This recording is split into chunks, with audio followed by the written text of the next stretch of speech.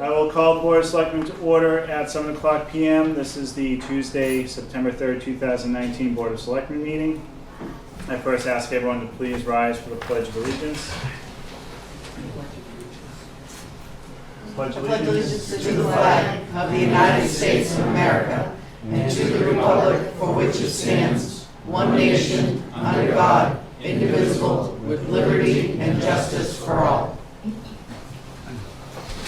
Thank you.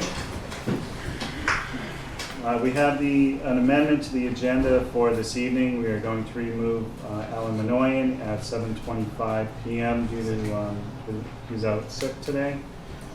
A motion to amend the agenda? I make a motion that the agenda be approved as amended. I will second. All those in favor? Aye. Chair says aye.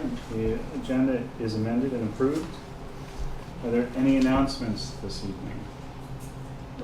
No announcements. Okay. Moving on to public input. Mary, yes. And I will tell, Mary did ask if she could speak from her seat, and I gave her permission for that. So please go ahead, Mary. Thank you very much. I wanted to thank you for that good presentation that you did last week at the Finance Committee meeting. And I think it was very informative. I think that people that don't like this going forward, we regionalize. Whether you liked it, whether you didn't, whether you voted for it, whether you didn't, it's done. Get over it. Let's work together now to get the best thing going forward. I took that information packet that you gave us and I went up to the school because I hadn't been up there in back for a long time, and when you said, well, we should build an elementary school, be up top, I said, how the heck are we going to do that? So I did go up there. I didn't get out and walk around too much because there were people up there, and I said, oh my God, they don't know who I am. They'll say there's some crazy lady up here and she's got a bunch of papers in her hand and she's looking at the school, and they'll call the police. So, but I did stay by my car, and I can see that you're absolutely right. I didn't care for what's going on in our neighboring town. Do they think that because we've done very good planning over the course of 20 years that we're now the good fairy and we're going to pay all their bills? They got to pay their share. Mary Ellen did a very good piece in the paper, and their feeling over there seems to be, you know what? We're not going to do anything. We're not, if it was good 40 years ago, it's good now. And we're not going to do any capital plan. We have a good balance now in our stabilization fund, but that's 20 years of work that we did that. And we have very good planning now, and we intend to go forward with that. But we're not paying their bills. That's what I want to say. Thank you. Thank you, Mary. We'll get into a little more detail a little bit later on in the meeting, give a full debrief, but the gist of the presentation were the 4 options that were presented by the Flansburgh study. And I do want to stress the option 3 that the Board of Selectmen has asked the school committee to look at, and I was at the Finance Committee presenting in hopes that they would give their feedback on that project is conceptual. Ms. Granger on the school committee did say that everything in the Flansburgh report is conceptual. So thank you very much. Anyone else for public input this evening? No? All right, excellent. All right, thank you. On behalf of the Board of Selectmen, I would like to welcome Mrs. Winslow, her family, friends, and guests to this special evening. Thank you all for making the time to come join us. Tonight we've gathered to present a great honor from our town, but mostly important to give recognition to a beloved mother, grandmother, neighbor, and friend of one of Ayer's finest gems, Ms. Roberta Winslow. I wanted to read a history of the Boston Post cane and the criteria that must be met for that recognition. The Boston Post cane tradition was established in 1909 by the Boston Post newspaper. A special cane was presented to the Board of Selectmen in 431 towns in New England to be presented as an honor to each town's oldest resident. Eligibility and selection is for the holder of the cane must be 90 years old and reside in the town of Ayer for a minimum of 20 years. The term resident refers to a person who has physically resided at a fixed, permanent, and principal home in the town of Ayer. The nominations are reviewed by the Boston Post Cane Committee, and the recommendation for a recipient was forwarded to the office of the Board of Selectmen.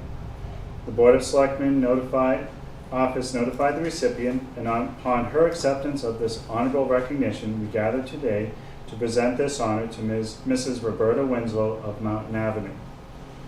Mrs. Winslow will be presented with a replica of the cane to keep at her residence, while the original cane will be kept in the town clerk's vault. I would like to give a little history and biography of Mrs. Winslow. She can't hear you. Can you speak up, please? Would you mind just coming right up here? Oh, sure, no problem at all.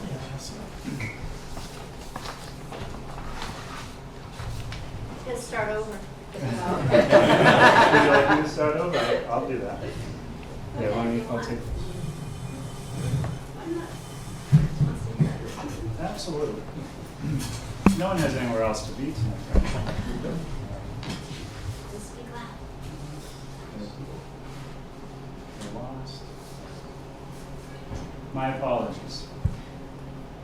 On behalf of the Board of Selectmen, I'd like to welcome Mrs. Winslow, her family, friends, and guests to this special evening. Thank you all for making the time to join us. Tonight we have gathered to present a great honor from our town, but most importantly, give recognition to a beloved mother, grandmother, neighbor, and one of Ayer's finest gems, Mrs. Roberta Winslow. I wanted to read the history of the Boston Post cane and the criteria that must be met for this recognition. The Boston Post cane was established in 1909 by the Boston Post newspaper.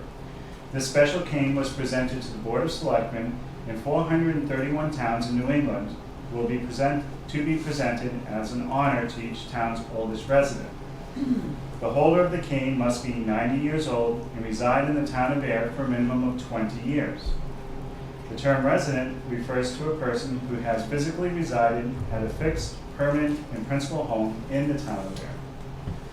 The nominations are reviewed by the Boston Post Cane Committee, and the recommendation for a recipient was forwarded to the Board of Selectmen. The Board of Selectmen's office notified the recipient, and upon her acceptance of this honorable recognition, we gather today to present this honor to Mrs. Roberta Winslow of Mountain Avenue. Mrs. Winslow will be presented with a replica of the cane to keep in her residence, while the original cane will be kept in the town clerk's vaults. A little biography, if I may. Roberta Edna Taylor was born in Lowell, Massachusetts, June 21st, 1919, which makes the tradition of the Boston Post cane only 10 years older than Mrs. Winslow. Her mother was Isabel Taylor, and her father was William Taylor. She has two sisters, Winifred and Jean, and one brother, Howard. She graduated Lowell High School in 1937, spent childhood summers helping father run a general store at Nunnings Lake in Billerica. Worked at Abbott Worsted Textile Mill in Lowell after high school. She married Ralph H. Winslow of Ayer on June 19, 1941. They were married for 75 years and lived in Ayer for 78 years. If you've been following along with the criteria of the Boston Post cane for recipients, Mrs. Winslow has the 90 years of age and 20 years of primary residence certainly achieved. She is the mother of 7 children: Warren, Barbara, Ralph, Donald, Lauren, Phyllis, Joyce, Isabel. She's been a homemaker, an antique dealer, a fleet marketer, a seamstress, a dressmaker, an artist, a painter, and a 4-H leader. She loves family time, beach vacations, yard sales, New Hampshire Lake Cottage, and sewing. Mrs. Winslow has seen 18 presidents from Woodrow Wilson to Donald Trump, lived through the Roaring 20s, watched the women gain the right to vote before her first birthday, the Great Depression, Prohibition, the Dust Bowl, the Great Hurricane of 1938, World War II, the Korean War, the Vietnam War, the Kennedy assassination, man's moon landing, the construction of the Berlin Wall, as well as the demolition of the wall, and much, much more. The technology she has seen, from hardly having indoor plumbing and electricity to the technology marvels of today in science and medicine. We can only be so lucky to have witnessed and been part of so many moments in history, both personally, locally, nationally, and internationally. I would like to extend an invitation to Mrs. Winslow or her family to say a few words on this occasion. Okay. Bear with me just for a second. Well, we just took 10 minutes off the agenda. Well, as you said, the Boston Cane was established in 1909, but with a dual purpose. The first was to honor the oldest male in New England towns, and the second purpose was to stimulate sales of their newspaper.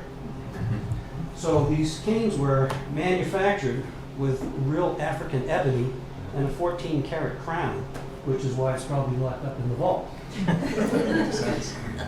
And they were distributed Maine, New Hampshire, Mass, Rhode Island, but Vermont and Connecticut were not included. And I can't figure that out. But the cane was open to women in 1930. And I was surprised it took the paper 21 years to figure out that women read newspapers too.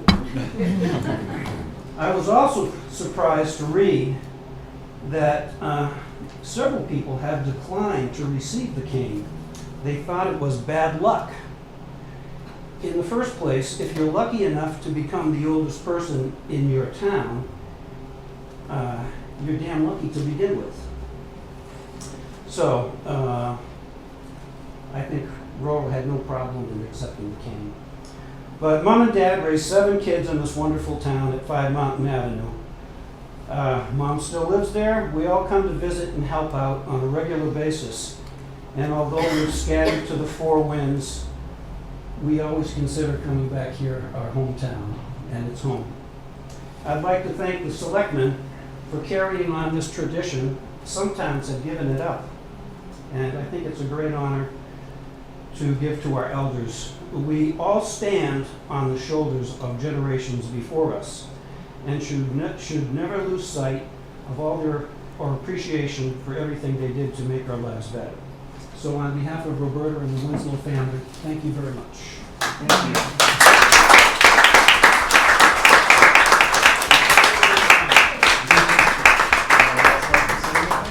Sure. I wrote this for my mother's birthday party. It's conceptual.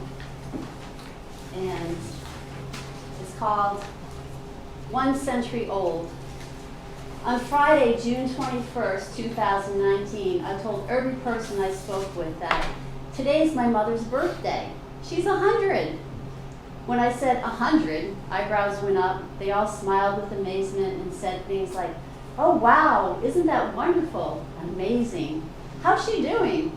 And I said, "She's doing just fine."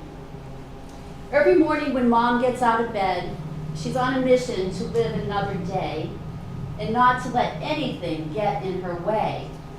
It's another morning to go yard sailing with hopes to score, that's jewelry, by the way, an adventure to Maine for all the lobster she can eat, an excursion to New York or Florida, and now Utah, feeling the calm of the nice breeze on the porch at the lake, the motivation and determination to take another walk up the driveway and back, finding a good book tape to listen to, peacefully sitting in her chair, enjoying the music of the Lawrence Welk Show.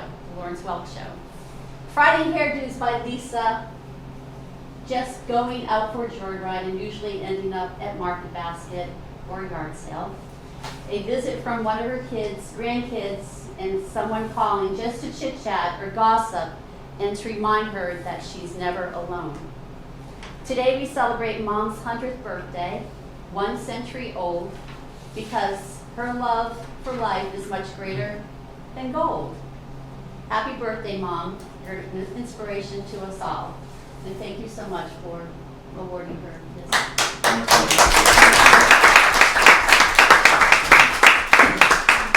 Mr. Chairman, if I may, this whole family is graduates of Ayer High School, and also Warren was a teacher at Ayer High School for many years. Excellent, thank you. I dropped out.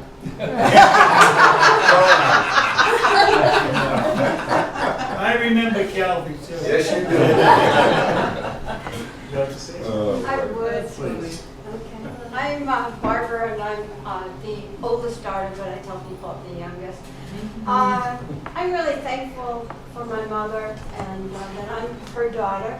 And I know that many of the young people that were in her 4-H club are also thankful. Mom taught us to sew. She taught us how to cook. And she also did something that I hated at the time, but I'm so glad she did it. She had us do 4-H demonstrations. I was scared to death. I mean, I shook like a leaf. I thought I was going to puke. It was really terrible. But doing those 4-H demonstrations that she made me and the other children in the club do changed my life so that I can get up now and talk to a group, and I'm sure it did the same thing to the other children that she served from Ayer, the club year after year. She taught us to sew. I made so many clothes. I'm sure again that it has affected the other club members. Just a brief story. She also liked to enter contests, and she wanted her kids to enter contests. So one year she wanted me to enter the apple pie contest at the 4-H fair. Every day we made an apple pie that summer before the fair. I mean, we tried Crisco, we tried lard, we tried using butter. One day we baked the pie in a paper bag. It caught on fire. It tasted delicious, but we didn't do that recipe again. I did win the $5 at the fair, a blue trophy that I still treasure today. But she also did that for other kids in the community and in our club. And so it made a big difference in the life of them. Mom's was a great artist. We all have pictures in the house. She used to put the pictures at the Fox's Lobster House. I'd go up and buy them before Phyllis could sell them to some stranger. She didn't like that, but I wanted them. And I just want to thank Mom for being our mom, and also the moms to so many kids in the community that came into our busy, crazy home with 7 children. Thanks, Mom.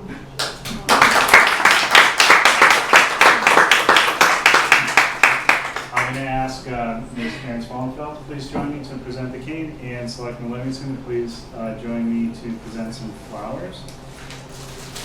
First, I have a certificate of recognition. Mrs. Winslow, on behalf of the Board of Selectmen, I would like to present you with this certificate of recognition as the Boston Post cane recipient for the town of Ayer on this day, September 3rd, 2019. And thank you very much for taking time out of your busy schedule to come down. Wishing you many more years. Janice? Thank you so much.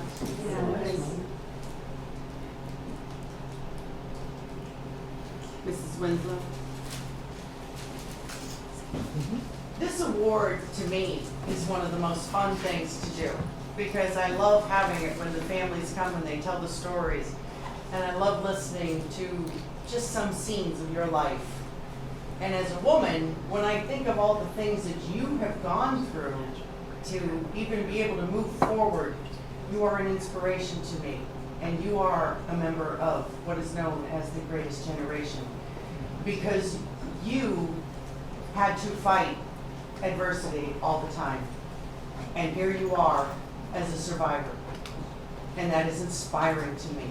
And all of the little stories that have been told are just joyful. So it is my pleasure, on behalf of the Board of Selectmen and the citizens of the town of Ayer, to present to you with these flowers on this extraordinary day, and may you continue to live long and prosper. Thank you. Thank you so much.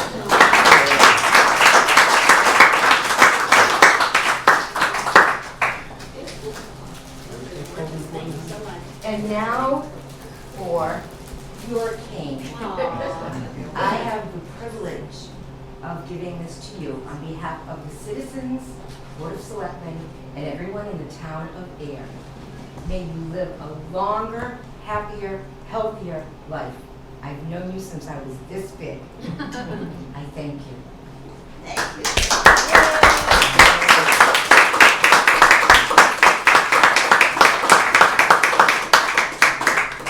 I'd just like to say that I'm the eldest son, and I hadn't planned on saying anything today because I sent the biographical things to the secretary.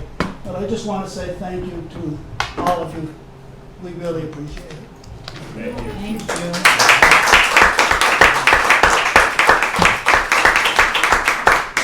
Good thing all 7 kids didn't show up. Very true. You'd be here till midnight. That's okay. Mrs. Winslow, congratulations again.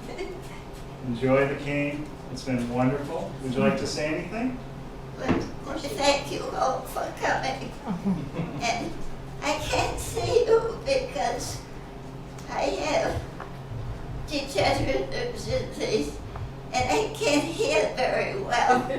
But I know you're here and I appreciate it. Thank you very much.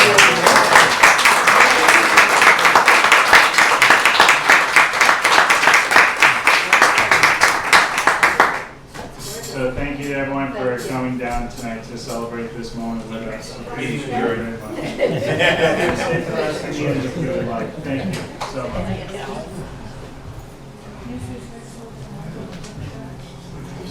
know we should get a picture. Can we get a picture of my mom with you? Absolutely. Sure. Of course. Oh, great. Maybe sitting down. Yeah. Sit down now. Yeah. Where do you want to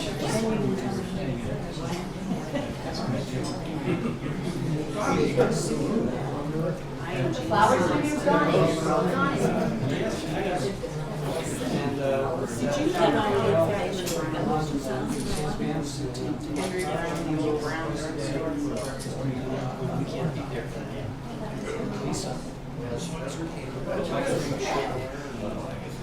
Brown's drugstore, do you remember Brown's drugstore?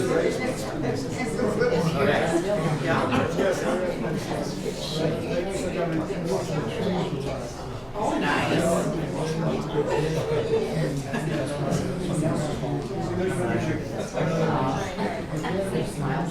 Wonderful. Thanks.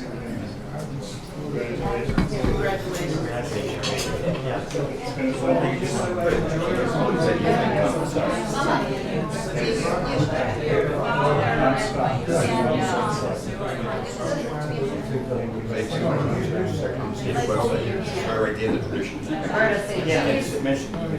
a Smiles.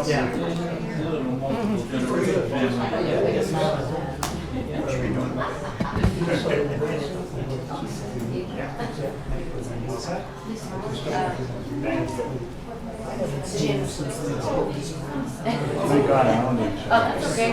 Good job. You get that right. Oh, I will.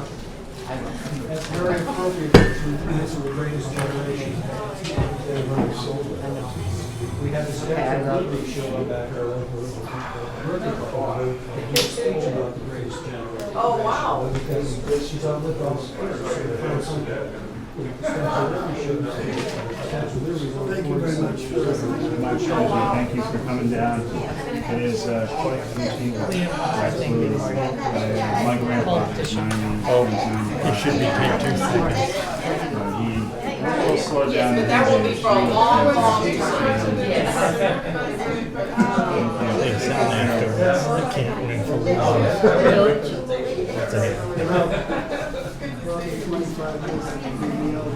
I'm glad to hear that. I won't write on it, but I have this. Batteries are good for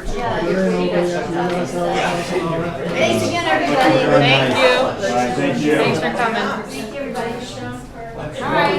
Thank you. Your mom is quite a person. No, I didn't know. Is the lady across the street? Nope, she's out in the hallway. Yep. Do we need to reread the public hearing? No, you just open it. Just Yeah, you don't have to read the whole. Oh, I'm Dave. And just, I would say, continue from August 15th.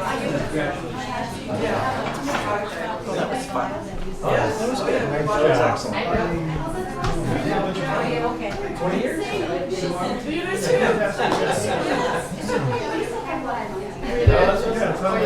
And you guys haven't changed. She's got, I emailed her, so just ask her. It's just a page of bullets and notes and everything. Married, have sons. All right. We're going to get back to our normal agenda. So up next on the agenda, we have a continuation of the public hearing, petition for underground conduits. Not that far away. Thank you, Carly.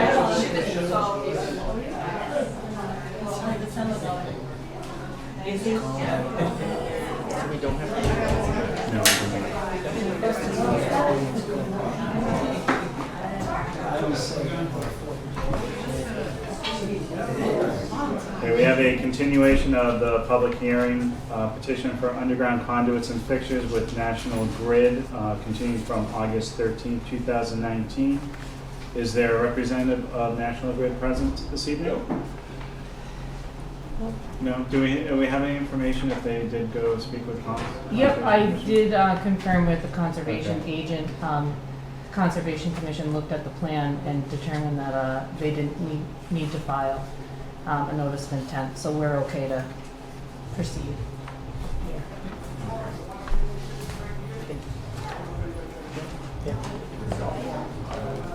Robert was trying to raise his hand, so I paused for a second there. So, all right then.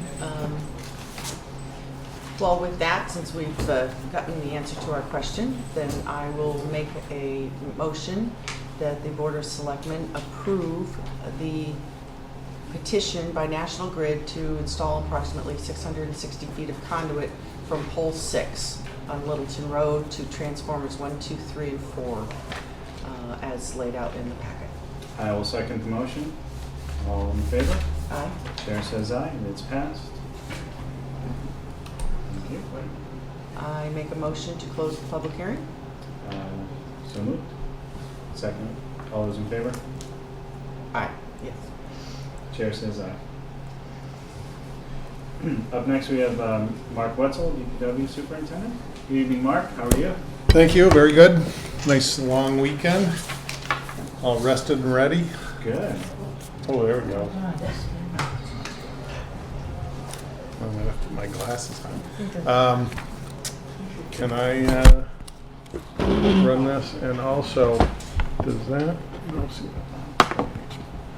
So I have a couple items. I wanted to give a update on PFAS in the water supply. We do have the temporary treatment online at Grove Pond Well 8. We're still having some issues with the filters plugging up and having a backwash and things like that.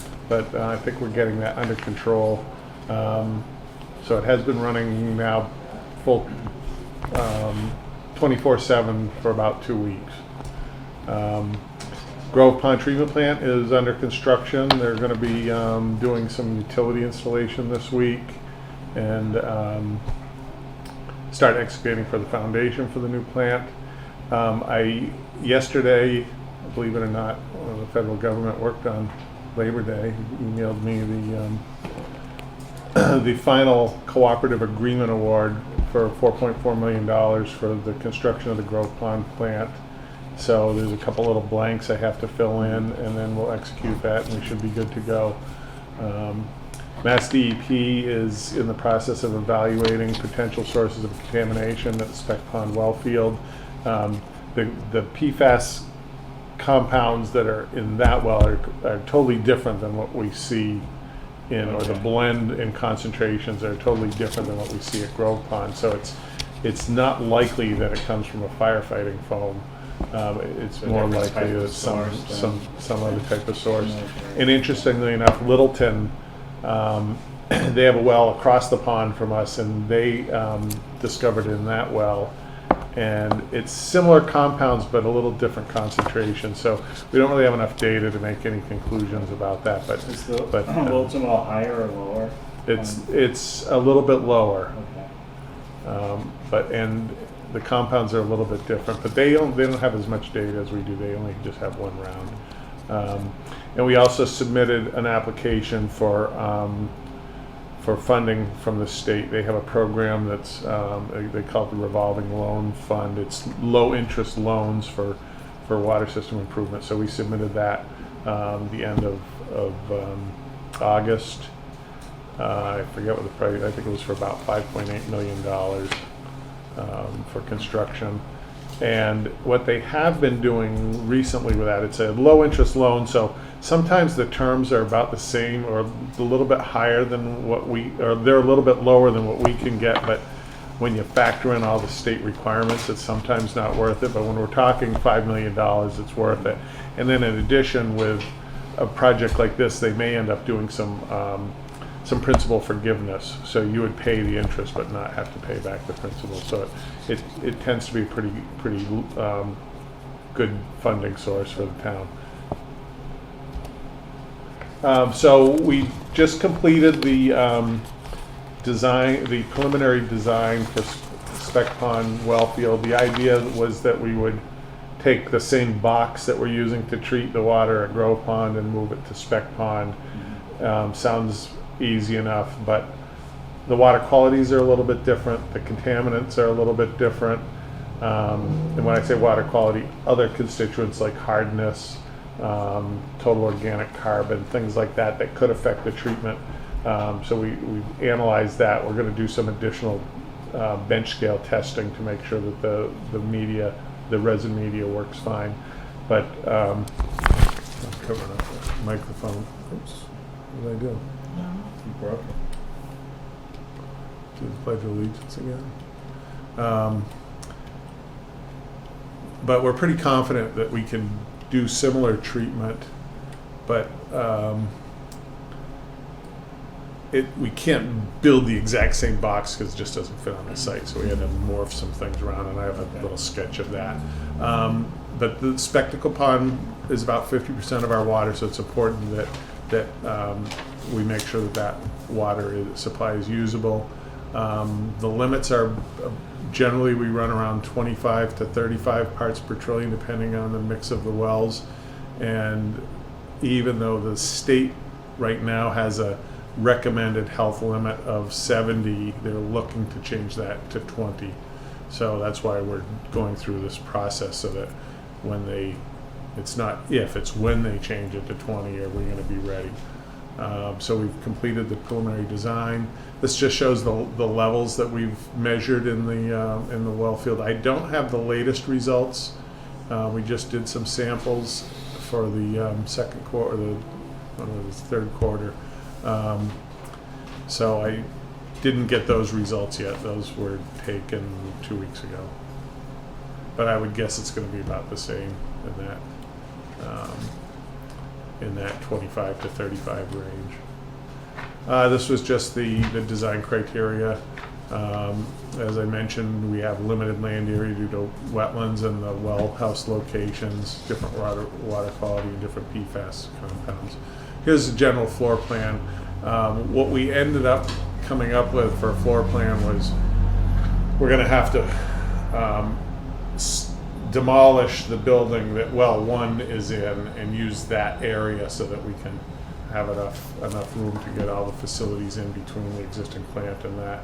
And it's not really that great of a loss because that building's not that great of a building anyway. So basically we'll be just demo that building and plunk this building down on top of it. The challenge will be how do we keep that well running while we're doing the construction. And so here's the $6 million question. 6.2 million. 6.2 million. So this is the opinion of probable project cost. And I want to just to clarify this. So when we bid the Grove Pond, it came in at about 3.2 million. And the engineer's estimate for the total project was about 5.2 million. When we appropriated money, I kind of trimmed that down a little bit, took out a lot of contingency. So you can see right there we have a construction contingency of $1 million. and we have some money for construction escalation and things like that. But this is probably a pretty safe number at this point, and we have some pretty good ideas of what the actual costs are, and construction costs have been increasing pretty rapidly. So this is what we'll use as the basis until we get a little farther along in the process. So for funding options, as I showed on the previous slide, the total needed, including engineering contingencies, is $6.2 million. The Board of Selectmen approved $250,000 of UDAG money for doing the preliminary design, the testing, and getting started on the design. It looks like we're going to be a little bit under budget on that. And we're just getting started on the bench scale testing. Out of the $4.2 million that we appropriated for the Grove Pond project, we've spent approximately $250,000 of that. Now, I should clarify that we've actually spent more than that, but the Army's going to be paying us some of that. So about $250,000 of that 4.2 is not recoverable from the Army grant. They had a cutoff date of when they would begin paying for it. So there is some money left in that appropriation that we're not going to be using. For the revolving loan fund, if we do get approved, which I don't see any reason why we wouldn't, then we have to secure borrowing by June 30th. And Robert and I were talking about this a little earlier about the options for how we can appropriate design funding. And so if about $350,000 is left to get the project finished design and out to bid. And so we could appropriate that depending on the funding sources at fall town meeting, or Robert mentioned UDAG, or I'm not sure where we are in our water reserve fund. So we'd have to talk to the town council on the options. Mr. Chairman, if I could just add, so on what I propose for the funding is that for the next meeting in September, when the board convenes, myself, the superintendent, and the finance director will meet and put together a plan of action recommendation for the board to consider. Obviously, it could be appropriated through the fall town meeting, whether it came from water retained earnings. Otherwise, at this point, the certified free cash will most likely not be available, so it would have to come from stabilization, hence why potentially there may be the UDAG option as well, because several of the UDAG authorizations by the board went under the original appropriation, so there's more. So I think to have the best discussion on the funding, we come back on September 18th and have a full discussion on the specifics for the funding. But I think it is imperative that that $350,000 to move this forward is available. Understood. Any questions on PFAS? No, thank you for the All right. update. Okay. The street acceptance request. So we've had 4 requests. Actually, I broke down. Pingree Hill was one request, but it was for 2 phases of roads. So Elizabeth Estates, which is Norwood Avenue, from about Washington Street, it's a little beyond Washington Street, to Highland Street. Nashua Street Extension, which is the new subdivision at the end of Nashua Street. And then Pingree Hill, a couple of the phases that are completed up there have requested street acceptance. The reason street acceptance is a little complicated because there's a whole bunch of legal steps we have to go through. So we put a schedule together which works back from, and you can see I have October 21st on there, and I believe it's the 28th. So we have a little bit of leeway in there, but we work back on the schedule and see what we have to do when. And so for this meeting, the Board of Selectmen would need to vote to lay out, the intention to lay out the streets. Now, that doesn't mean anything other than you are intending to do that. Then there's a whole bunch of steps that we go through, which is the planning board needs to recommend acceptance. And then we have to do some public notification and things like that. All of these projects have some minor or major punch list items. Other side. So they have some punch list items, and this is pretty typical. What we basically do is we have the punch list. They're finishing up all these little odds and ends things to our satisfaction, and some of them, for instance, are cleaning catch basins. So we want to make sure the catch basins are clean. I know, like up on Norwood Ave, National Grid has to finish installing the street lights. So there's certain things like that. If those aren't completed to our satisfaction, then we would, before town meeting, recommended that we not accept the street. But for the most part, it's some pretty minor stuff. But we keep an eye on that, and we would not if we didn't feel that that was going to get done, we would not recommend street acceptance. So when the planning board makes a recommendation, right, do you recommend to the planning board, like that everything on the punch I list give them the has punch been- list, yeah, Okay, yeah. okay. So, so the stretch of Norwood Ave, this is what, when we submitted before, and the planning board didn't vote to recommend to the board because they weren't sure where the limit of work is. So if you've ever been up on Norwood Ave from Washington Street's over on the left side here, and there's a little bit of existing road that's not part of this acceptance, that's already a town way. So this is the road down to Highland Ave, and we've done a punch list before, and I need to go out and just double check everything on that. Nashua Street Extension, off to the left is where Taft comes out on Nashua Street. The developer paved all the way up to Taft Street, where we had recently repaved that, and all the way down to the end of the cul-de-sac. There's a little bit of wooden guardrail that needs to go in, and then some plantings down here, but they're working away at that. Other than that, I think it's in pretty good shape. Trees too, is that part of the planting? So again, we'll work closely and make sure that gets done. And I didn't have a good detailed plan that I could show you on Pingree Hill, which streets we're talking about, but the green here is the Phase 5 streets that would be accepted. The blue and the red have already been accepted, and I believe the pink has been accepted. Yeah, the pink has been accepted. So then this, what do you call that, olive? Mm-hmm. I called it brown. So it would be the green and the brown streets are the ones that would be accepted, and those are have been they were ready last spring, but they couldn't get their act together with all of their paperwork in time, so we put it off to this fall. And that was all I have on here. I do have one other item. At town meeting, we voted to grant an easement to National Grid at the transfer station for the solar.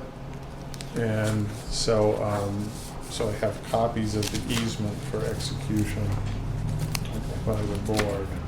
Robert, do you have something to add on the street extension? Yeah, Or Mr. Chairman, not to interrupt the flow, but before we do the easement back on the street acceptance, as the superintendent outlined, we'd be looking for a vote from the Board of Selectmen for your intent to lay out Elizabeth States, Nashua Street Extension, Pingree Hill Phase 3B, and Pingree Hill Phase 5 to start the process.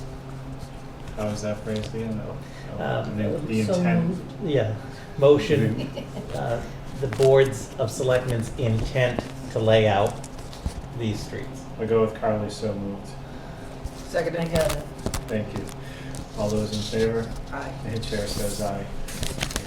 I have a question in the back, sorry? Yeah, I just wanted to know if there were gonna be sidewalks up at Pembroke Hill. There are sidewalks up there.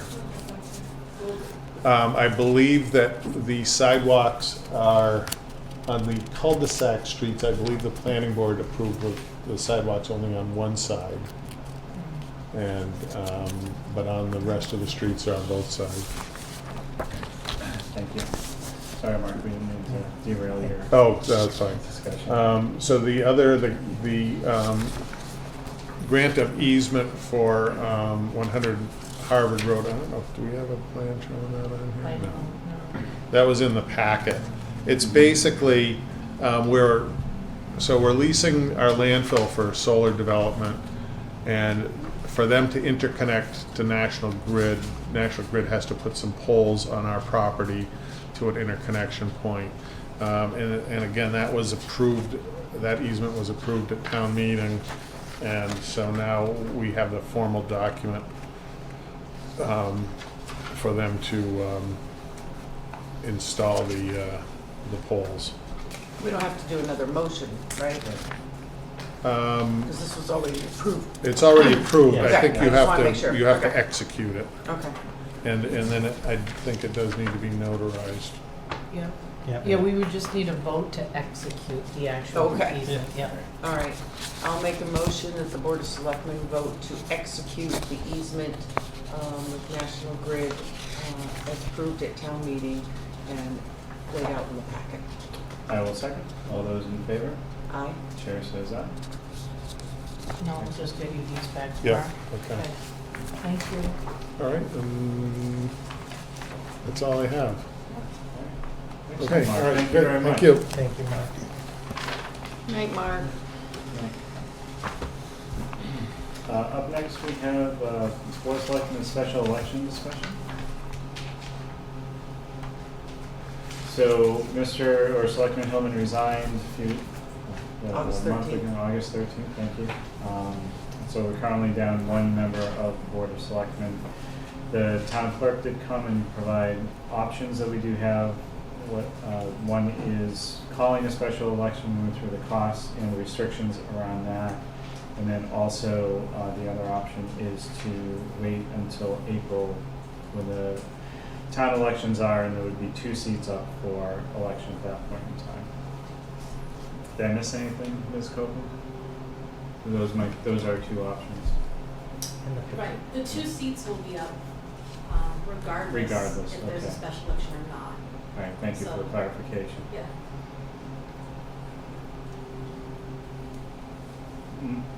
Go ahead. Has there been any petition or anything coming forward asking for a special election? Which would require, I believe, 200 signatures, correct? Correct. Through the chair to Selectman Livingston, and you outlined it correctly, the board can call a special election. If we call a special election, the winner of that election will also have to run again in April for the balance of the term. And you're correct, it's $5,000 for the election. And to your point, Selectman Livingston could take no action until April, with the exception of if 200 registered voters submit a petition to the town clerk to call an election, then the board has to call an election by law, as long as that petition is not within the 100 days of the annual election. To my knowledge, nothing official has been presented to the town clerk or to the BOS office at this time. There are rumors that there is something out there, but I have not seen anything confirmed. So my concern is, one, and I stated this on August 13th, is one, we do not have this in the budget. Now, one could say, well, it's only $5,000. Well, we don't have it in the budget. I believe that, and based on the fact that really, up until the last hour of when anyone could pull papers, nobody seemed to be interested. So at this time, I have heard or seen no indication of a real interest for a special election, so I'm not inclined to call one at this time. Petition arrives, you got it. Yeah. You know, I agree. absolutely, because not only one, it's mandated, but 2, it actually shows that people are aware and are interested. And again, you know, if there is a special election, that whoever the candidates are would have to run again in April. So that candidate would have to just know that, but I'm not inclined to ask for one right this time. I do tend to agree with you. I have two hands in the audience. I'll call on Mr. Paddington first, please. Yes, there's more than a rumour. This is a petition to call a special election. I don't have 200 signatures yet because we waited to see what was going to happen tonight. Okay, but if anything should happen to either one of you, I'm not being funny in any way, okay, you would not have a quorum until perhaps as late as next April. And not having a board of selectmen for the next, 8 months or so is unacceptable. So I think what is needed, the objection I heard was the $5,000, more of that at the moment, but we can afford 37 million for the schools, 7 million for a new field, 54 million for another school, 640,000 or the exact figure for a new fire truck. 5,000 is meaningless. If it's not meaningless, I have a solution. If you will allow me to pay my FY21 taxes in advance, I have a check made out to the town for $5,000 right now. Since the budget for this year is perhaps concluded, it will be extra money, and you can arrange for 5,000 next year. But I think that not calling an election is absolutely the wrong thing to do. I understand where you're coming from. Thank you for the generous offer. I share Selectman Livingston's primary concern as to the last few elections. There has not garnered a lot of interest in the position. The voting numbers have been low. I think the year I was elected, there was just a shade over 300 people who actually came out to vote. And the concern is spending the money on the election if there's not the interest among the citizenship to have candidates come forward. Well, he's correct when he says, which, just so you know, we have an agreement that even if we're in a body cast, we're to show up at the meeting, okay? And I joke, but we do know the seriousness of the situation. But by the same token, even if we called the election tonight, you still got a few months, so we're still in that scenario, unfortunately, because it would be like late November or something, mid-November, late November. And so we'd still be in that scenario of, if something happened to us. But again, also there's the idea that we have a primary in March and we have the town election in April, and people have a tendency to go into voter fatigue. And, so it also gets confusing for those who aren't sitting here and aren't actually paying attention. They're saying, oh, we got an election, and then next thing you know, you got an election, and then you got another election, and wait a minute, didn't I just vote for this person 3 months ago? And we need people to pay attention and to know what's going on, and that's the biggest problem. So, to be honest, if you were able to get that petition with 200 signatures, you're helping in getting that word out and getting that interest driven up. And we meet again in 2 weeks. You've got your petition. But by getting the word out, people will know what's going on, and maybe they'll start paying attention to the fact that you need to have the 3, because like you said, God forbid one of us is ill. As far as, the money for the schools and everything, well, you're talking apples and oranges. Okay? Still money the town is spending. Yep, and I happen to know that if we were to spend the $5,000 on an election, we're going to have other people complaining about that. It's a no-win situation. But I need to see interest.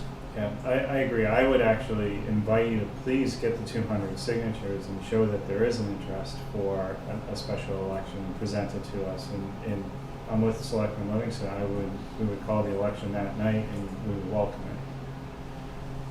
Mr. Bedertha.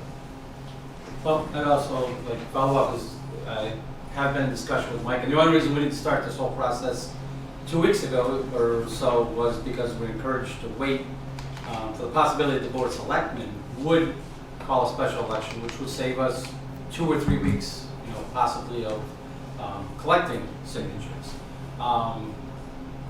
I guess I don't like to hear the thing. It's like, oh, the only way we're going to get interest in people in this town voting in a town election is for citizens to go out, walk door to door, and get a petition signed to have the special election. We're really talking about a bigger issue, which is that you can't get people to come out and vote.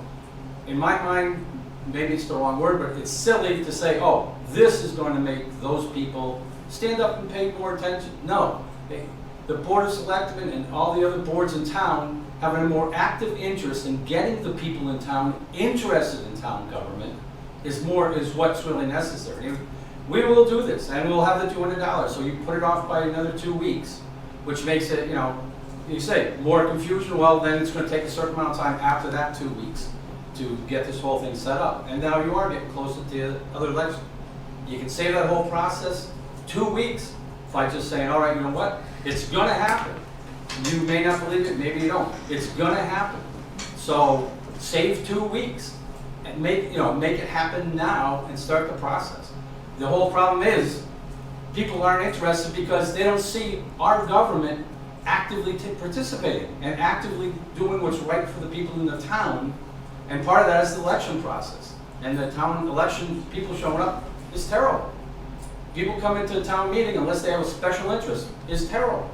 So, there's something else that has to happen, but if you want to wait an additional 2 weeks and push it out even farther and make more confusion because there's so many elections close to other elections, you have the right to do that. But neither one of you can guarantee that you're going to be here at every Board of Selectmen meeting. Life is life, and you can come in a cast, but there's a lot of other things that could just mess that up. And then we have no town government and no option of having a town government unless the citizens come and do something to make you get another person on board. So 2 questions I want to follow up with. Ms. Copeland, what is the time delay that is needed after a special election is called? Is it 58 days or approximately that amount of time, around 60 days? 64 days. 64 days. So, for example, because I got dates ready, if it was called today, the earliest an election could be held would be November 6th, which is a Wednesday. And I also did the numbers, if it was called September 17th, Mm-hmm. the earliest it would be is November 20th. So those would, I just picked those 2 dates to start with, but, so if it was, today, sorry, I'm just in front of my calendar. Yeah, November 6th, and I verified that with the Secretary of State's office. Thank you. So it's Wednesday, November 6th, if called today, would be the earliest we would have an election. So depending on if you want to stay with it gets tricky, of course, because if you want to stay, so traditionally we have town elections on Mondays, or election days are on Tuesdays. That helps remind folks. So this year, of course, just because it's never easy for us, the following Monday after the 6th is Veterans Day, the 11th, Monday the 11th. So Okay. Tuesday would be the 12th after a long weekend. So just letting you know. But the earliest would be November 6th. And then if you wait for the next meeting, that would push it to the 20th. So, and it could be any time. I'm not saying it has to be right after. Right after November 64 6th. days, it can be any time. Right, but that's the earliest it can be called. All right, thanks. Robert, you had made a comment after Selectman Hillman resigned that there are processes in place in the event that it was a particular kind of emergency and we could not get quorum, that a single selectman could act. Do you have any additional information on that? Mr. Chairman, as I mentioned to you after the resignation of Selectman Hillman, I did ask Town Council what would happen if we were having a selectmen's meeting and one of the remaining two couldn't be there. And there are provisions under the state law, but they're very specific. In other words, we're talking like almost national, like emergency, a true emergency nature. The town clerk can act as the additional select person. So if there was only Selectman Livingston here and you weren't, but it's so specific, it's really to emergencies, to public safety, public health, and so forth. So there is a very limited emergency provision where the town clerk can act only within the parameters of those emergencies. And it's very specific. So the town clerk, just to be clear, couldn't just sit in for a selectman for a regular meeting. We're talking of the highest order. All right, thank you. What would constitute an emergency? Yeah. Other question, Mr. Pandon, how many signatures do you have so far? Not very many, because we were literally waiting for tonight. That's fine. About 10, 1, 2, 3, 4, 6, 7, 8. But those were just people that we were talking to a couple of weeks back. Okay. I haven't done any collection of signatures as such. And 2 other people have offered to collect signatures as well. Right, excellent. So there are 3 of us involved. Okay, thank you. Ms. Copeland, one other question. The primary election is in November, correct? For 2020, or is it in the spring? No, the first one is March. March, okay. The presidential thank you. primary is in March. All right, thank you. Yeah. There's no election at this time for the town In until November? the next election is in March. Right. So we don't have any November elections at this time. Can I just ask a point of information as far as if a petition was submitted to your office, like what's your turnaround time to certify 200 signatures, give or take? So it's 5 days. We have Okay. 5 days to Okay. certify the signatures. Yeah. Then we have to, report that they're finished. Okay. But All right. Lori and I are Yeah. pretty quick, but we have up to 5 days. Okay. Ms. Maxon? I just want to reaffirm what Mr. Bedurka said, is that you will be getting the 200 signatures. So there are several of us that are very concerned about only having the 2 selectmen. And we're concerned for your health. I was in a meeting this spring, and Janice, you were sniffling and coughing, and I felt so I've had sorry awful for you. allergies this I know, season. and I felt so sorry for you that you had to be here, but you had to be there. There were only the 2 of you, so. And I don't really think we should be in the position that you have to come in a body cast and put your life at risk that way. So, just want to say. I would you will give be you, getting I would the give you guilt if I had to show up at body cast. Okay. I'm only joking. So. Yes, Ms. Copeland? I only want to take a moment to just make a point that if it's for this special election or every April when we have our town elections, when you pull papers, it is the candidate's responsibility to campaign and promote themselves and what they are for and against and so forth. It is not the town clerk or my office's duty to advertise the candidates. I post when the meeting is, I have my guidelines to provide. Whether I get 20 or 50 signs out, that doesn't give any information on the candidates. So I'm sort of giving a plea out to anybody who's listening. Pull papers, get involved, like we've been saying, but you need to campaign yourself. And I think that's also been lost in a lot of elections. We're comparing national and even state campaigns, and they've got millions of dollars. We don't have that kind of campaign funds going on here in Ayer, which is fine, but you got to promote yourself and let the voters know who you are.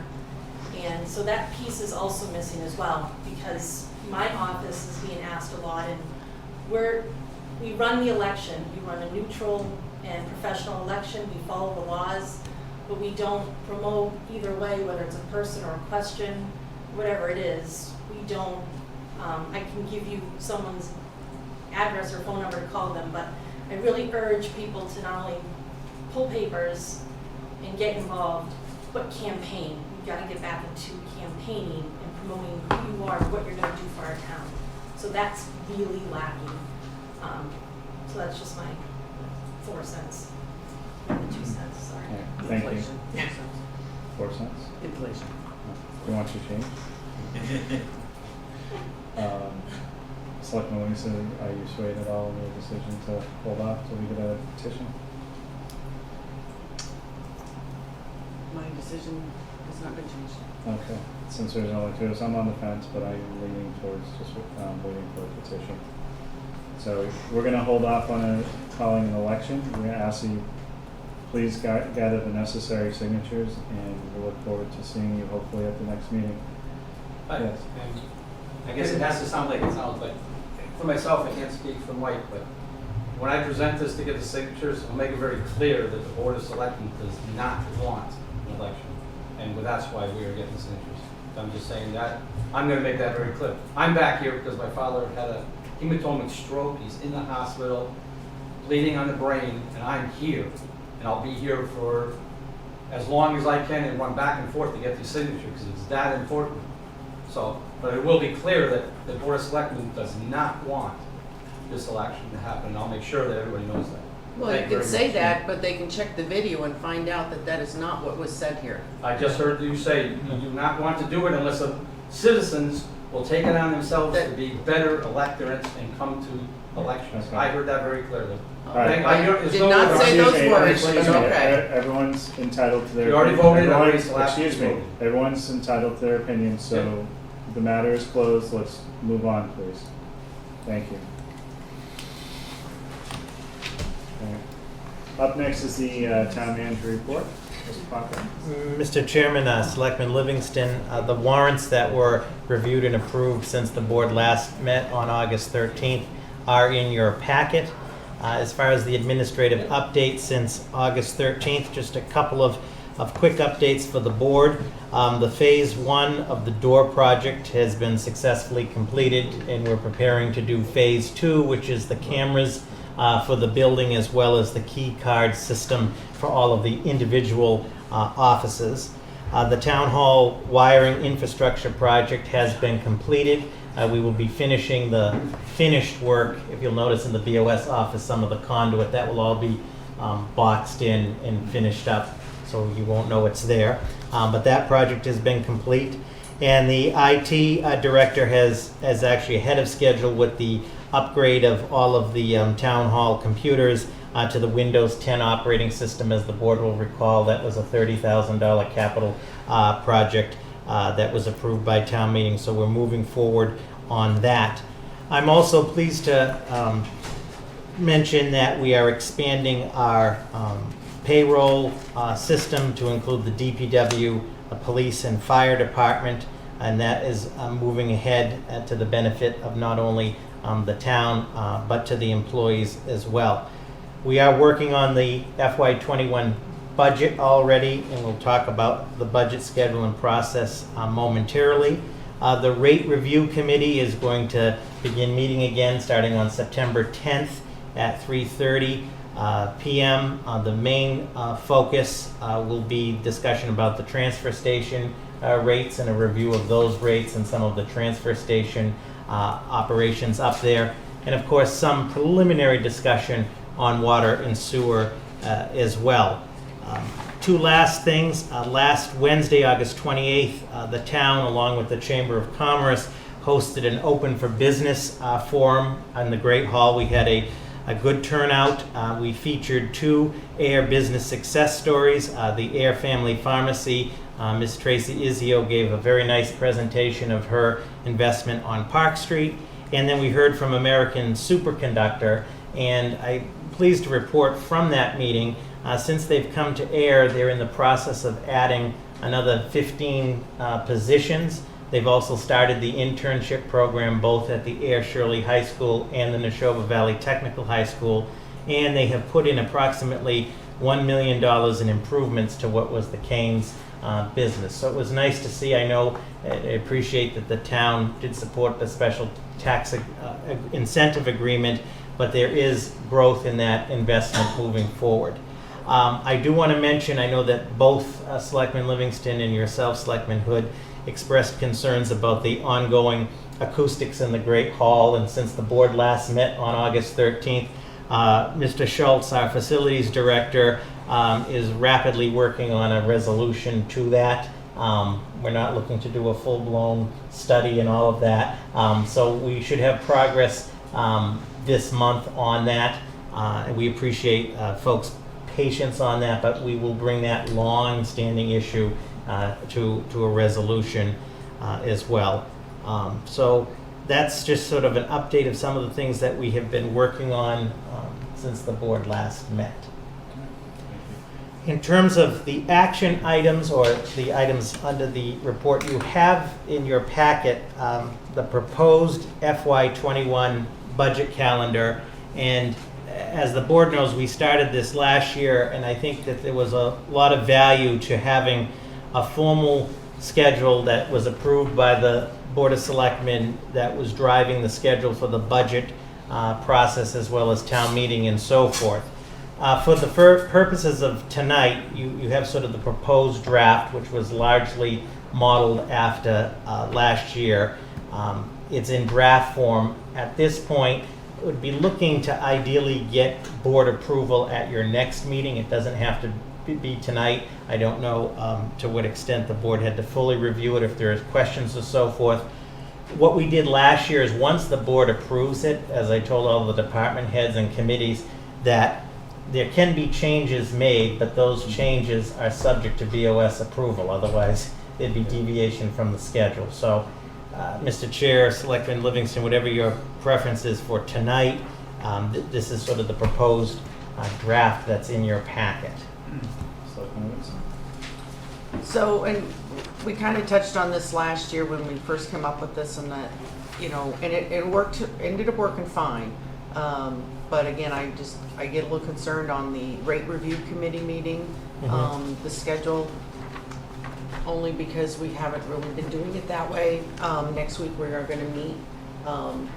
I'm fine with the schedule, but I am going to make sure that the rate review committee knows, you know, next week that this is, you know, whether we approve it tonight or not, this is what I want everyone to be aware of. This is what's going to be the schedule, because we're going to need to hit the ground running. Yeah, understandable. Yeah. Okay. Because we normally have met only quarterly, that's why. Okay. I had two pieces of commentary. One is it possible to touch base with the Finance Committee Chairman and see what the committee's intent is to meet with department heads and possibly when? And if we can add that to the calendar.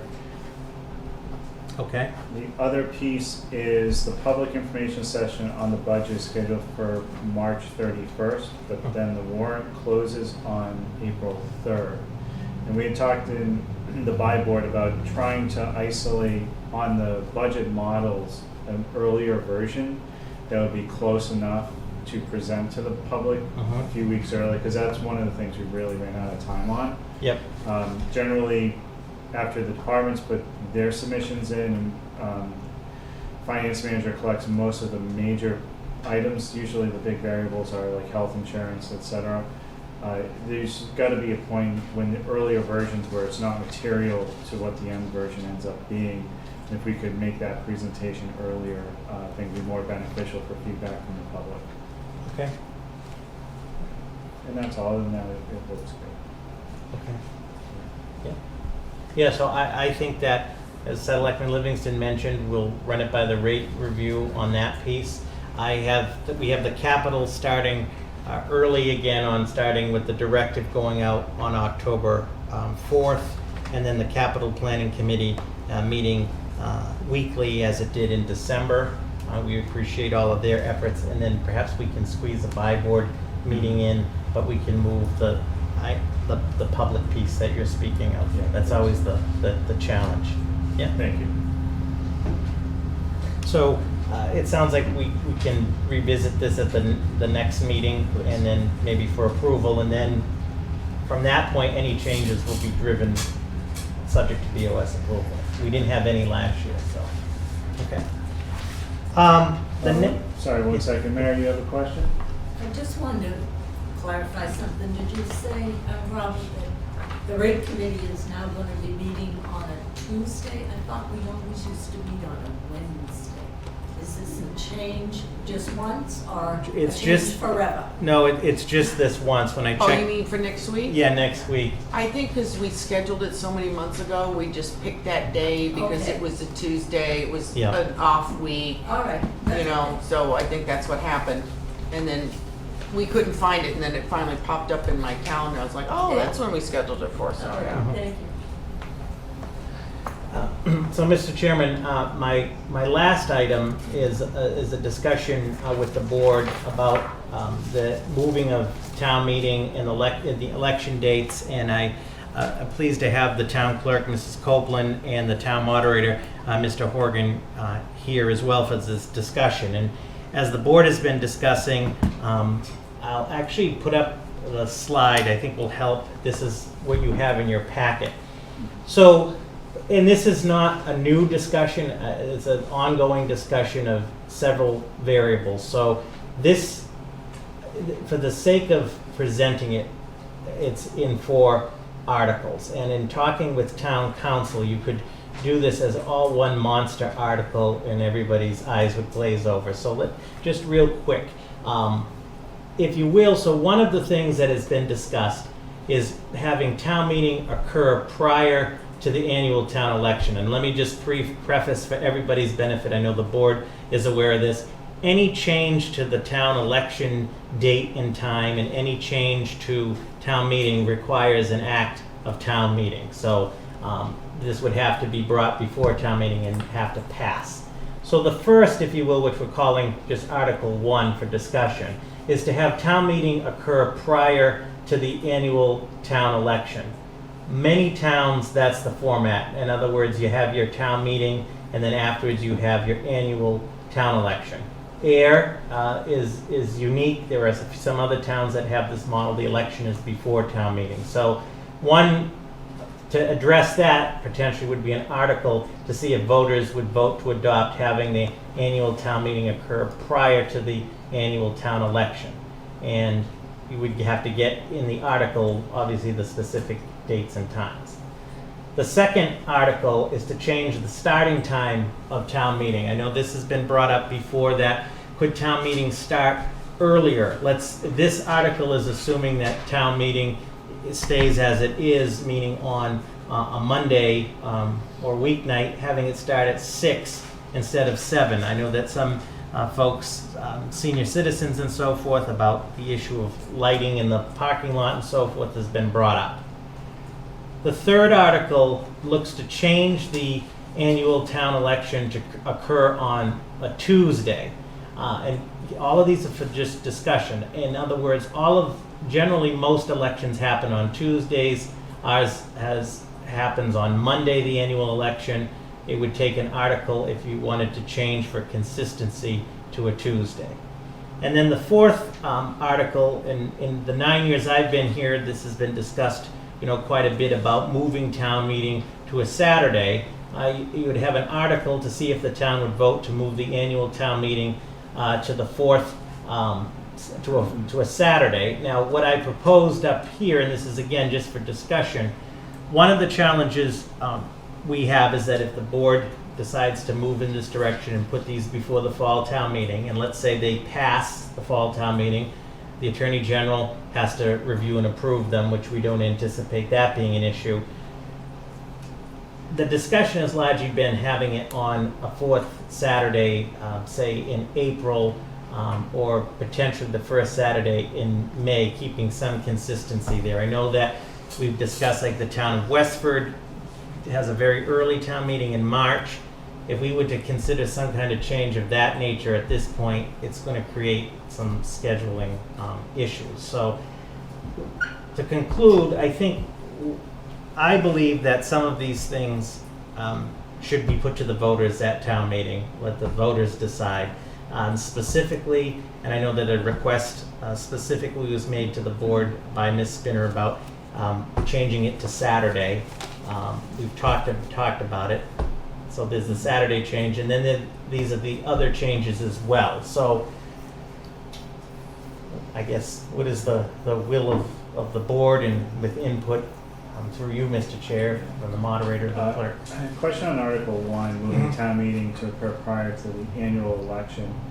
It says specific date and time to be determined. So we could flip it either way, either push the elections later, like keep town meeting in that same second or third week of May and then have the town elections afterwards, or is it stick us to moving the date of town meeting and keeping the election at the same time frame? Because if we go, Yeah. my concern is on the timing of the domino effect of the timing and scheduling with moving town meeting earlier in the year. It impacts the departments, all the boards and committees, plus the school district. James? So, my thoughts are just kind of looking at the calendar. So if we, Article 1 took Article 1 to town meeting and they said yes. So if right now the town election is scheduled for April 27th, I mean, I can't imagine, we could, but I don't know if we'd be doing it. Would we do it like the immediate Monday before, which would be the 20th or the 13th? So I'm thinking that the potential date for 2020 would be the 13th or 20th. However, then I get to thinking about how would these have to, because this would also change our bylaws and everything, they would also have to be approved by the state, right? Which they probably would. Yeah. Okay, so you get October 28th is town meeting. Yeah. And you have, I think, 30 days to get it to the state. Okay, so it take a couple days. Okay. And then it gets to the state, and then it's going to kind of get into that queue, and we sometimes hear back within 90 days. Yeah, they have 90 days Right. to respond. So I guess what I'm saying is that could we also with that, would it not be what I'm trying to say is, would it be a good idea to then immediately instate it that April?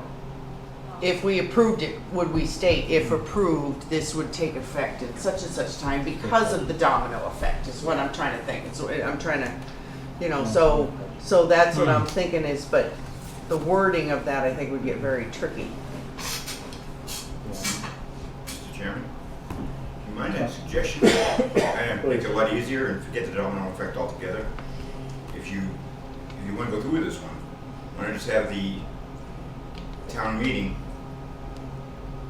approximately where the election is now, and have the election where the town meeting is, using the same time stamp we currently have. On the same day? No. Take the town meeting. Yeah. Put it to the date the election is currently scheduled for. Take the election, put it for the date that town meeting is scheduled for originally. So using the same time frame. Flip the So two. good.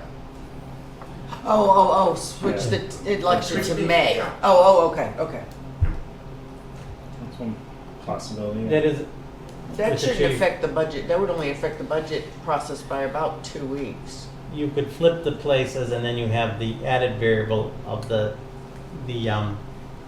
Saturday, right? You could just Yeah. flip it. So in other words, you Yeah. have the town meeting, I'm just saying, to occur on the fourth, say the fourth Saturday in April, with the town meeting, and then the election be that second Monday in May. I Yeah. see what you're saying. Yeah. That is one option. Okay. Mary, you have a comment, question? Well, when I put it forward, it was, as Robert said, one of the reasons is because as we get older, we don't have as good a night driving. So, and the parking lot is a horror up there. It is very dark. It is. And when you come out, if you don't have a flashlight with you, you can't find where you're parked. So I was just trying to, this confuses everything, I think, because a lot of people don't even understand right now that it's one process, it's a bylaw. Because when I brought it out, people said, well, what's that gonna do to the presidential primary? And I said, it's only one bylaw change, and it's for our annual town meeting, because town council has already told us many times that, I don't care what you call it, the fall town meeting is a special. I'm talking about the annual. And that's why I came up with the Saturday in April, and then the election in the second Saturday in May. And that time is whatever the town clerk puts it. I think, I'm not sure, I think it has to be 8 hours when you have an election. Yeah. Okay, thank you. I mean, just an observation, a couple of observations. If Article 4 passes, then Article 2 is mute. Yeah. Right. There would have to be some type of, fully, Yes. very legible, written in English, not lawyer speak, written in English explanation of, if you vote on this, overrides that or something. I mean, we'd have to have a real connect the dots. But by the same token, we could change town meeting to a Saturday, have it on the fourth Saturday of April, and still have the town election on that Monday, or move it to that Tuesday. I would almost think we want to flip Article 2 and 4, so we're asking about a Saturday town meeting first, since I think that has the bigger impact. The start time itself can come after that. And the only other suggestion I have is that Saturday mornings, the morning most people run around go to the bank and go to the post office and stuff. And the bank does open till 9 o'clock. I would say start time like at 10 o'clock. Well, most people, I think, go to the ATMs nowadays. Yeah, they still go to the post office, pay their bills and stuff. And, Well, that's why I put it at Yeah. 10 a.m. Well, I mean, we can tweak the time. yeah, that's just a tweak. That's not. Yeah. No. But I mean, I think that we could possibly, move it to a Saturday, being the fourth Saturday, and then I don't know if the town clerk is cringing at this idea of then having the town election the Monday right after town meeting. How would that affect your office? Well, to answer, number one is town clerk. I will have an election or town meeting, however the residents, the voters choose. So True. that doesn't, however it's decided is what I will do.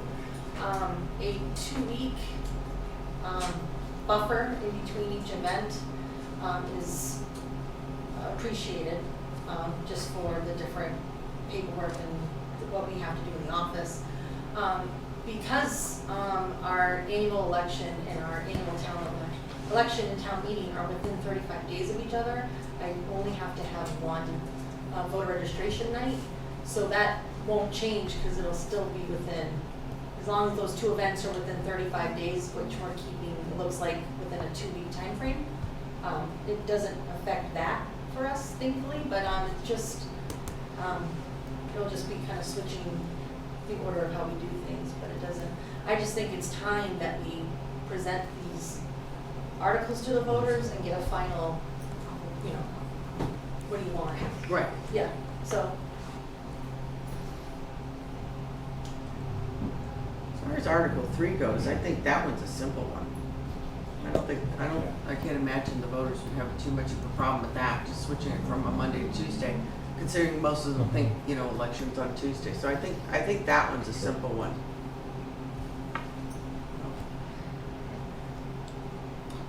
That give you enough guidance to work with? Yeah, Mr. Chair,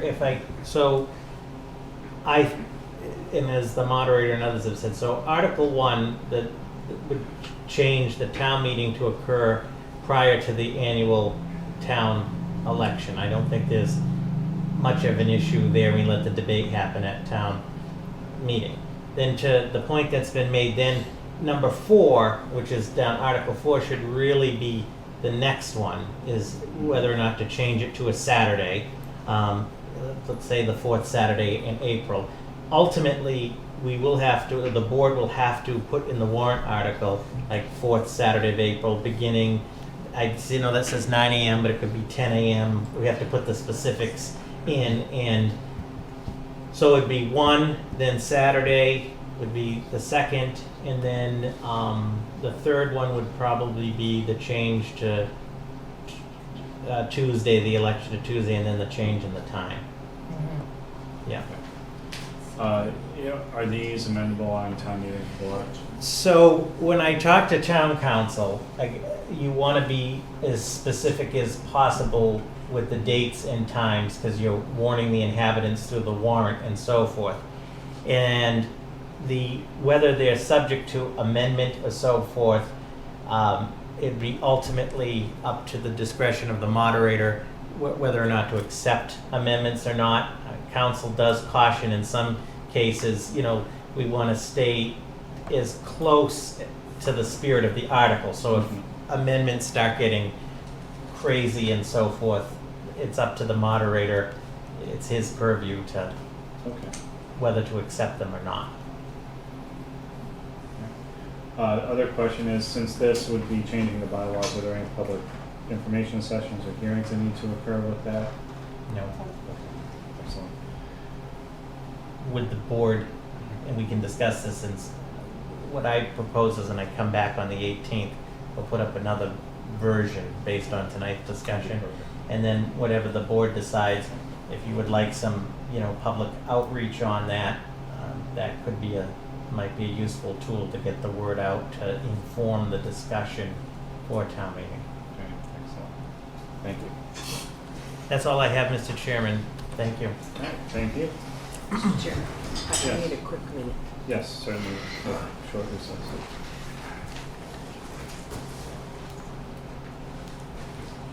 We'll take a break. After some.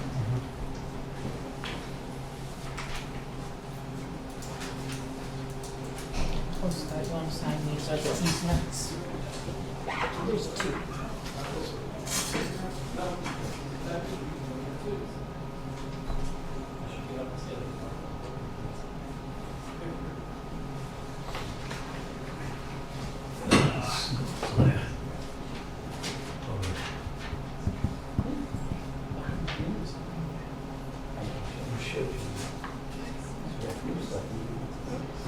You want me to leave it here for Janice? Or Yeah, that'd be great. Thank you.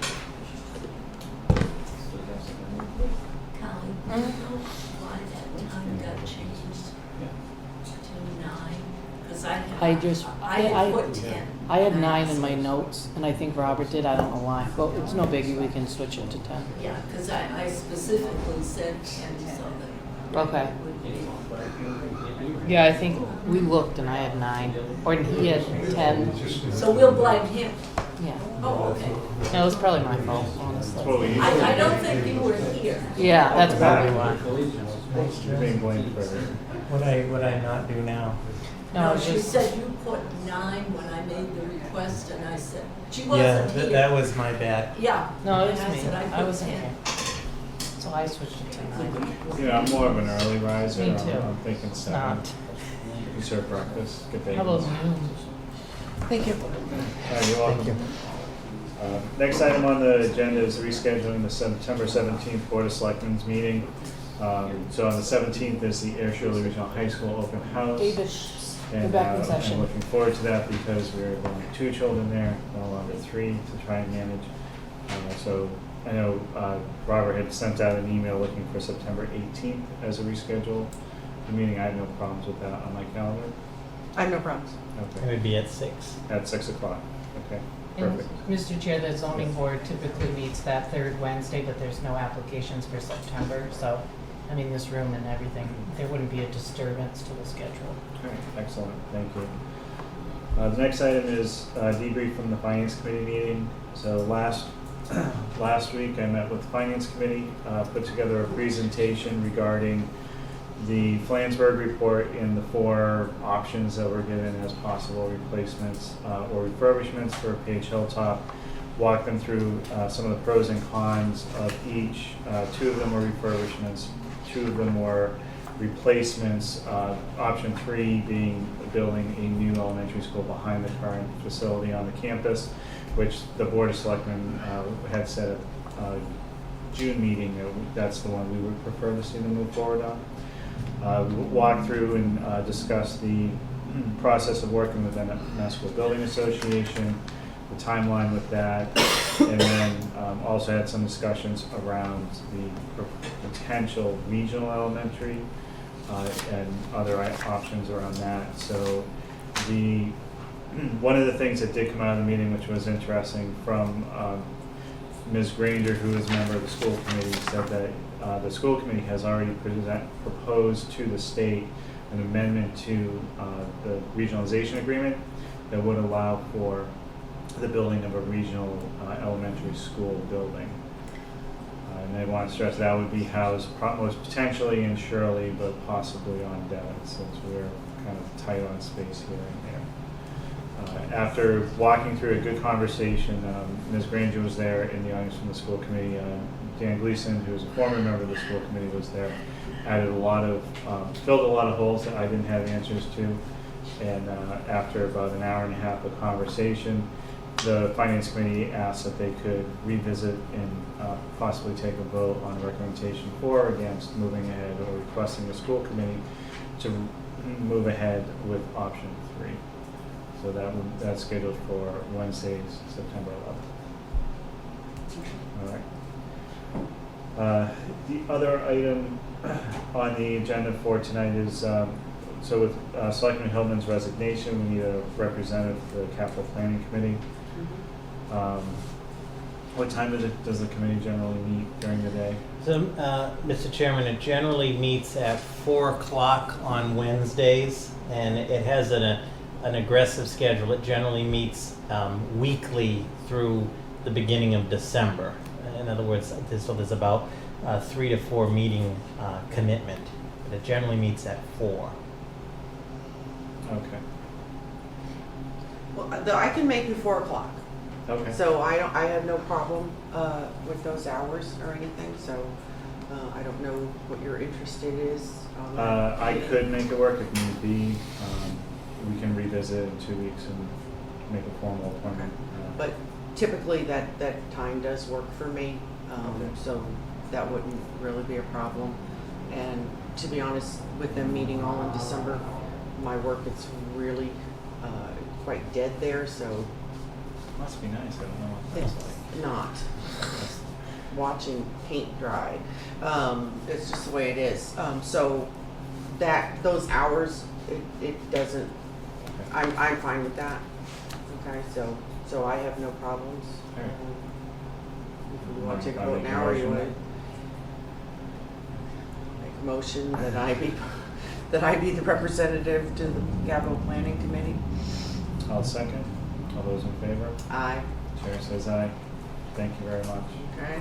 Mr. Chairman? Yes. If I could just on this topic, and welcome Selectman Livingston. It is a 7-member committee because Selectman Hillman did express, been on it for quite some time, interest in serving as a resident rep. And we checked, it's a 7-member committee with 5 residents, a representative from the FinCom and a representative from the Board of Selectmen. All of the resident seats are filled at this time, so there is not a vacancy. The only vacancy was the Selectmen rep. All right. So. Thank you.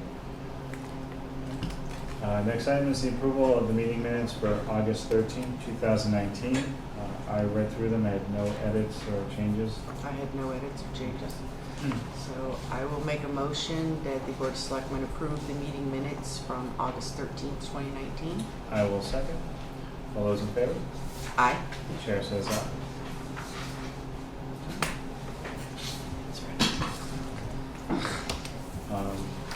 That seems to be it. Anything else to add? No? Okay, with that, I will take a motion to adjourn Board of Selectmen at 8:39 p.m. So moved. Seconding, all those in favor, say aye. Aye. Chair says aye. We are adjourned. Thank you for your time tonight.